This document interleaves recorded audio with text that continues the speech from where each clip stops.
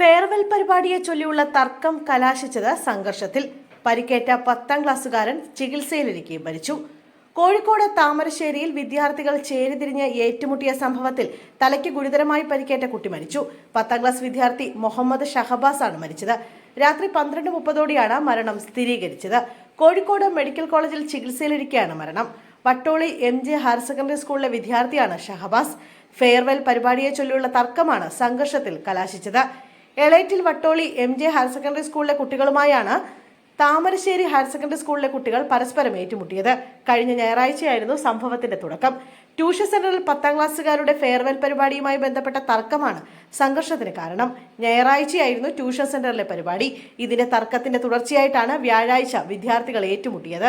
സംഭവത്തിൽ 5 വിദ്യാർത്ഥികളെ പോലീസ് ഇന്നലെ കസ്റ്റഡിയിലെടുത്തിരുന്നു. പിന്നാലെ ഇവരുടെ മാതാപിതാക്കൾക്കൊപ്പം വിട്ടിരുന്നു. അതേസമയം 10ാം ക്ലാസ്സുകാരന്റെ മരണത്തിൽ ആക്രമിച്ച വിദ്യാർത്ഥികൾക്കെതിരെ കൊലക്കുറ്റം ചുമത്തും. പോലീസ് കസ്റ്റഡിയിലെടുത്ത 5 പേരെ ഇന്നലെ രക്ഷിതാക്കൾക്കൊപ്പം വിട്ടിരുന്നു.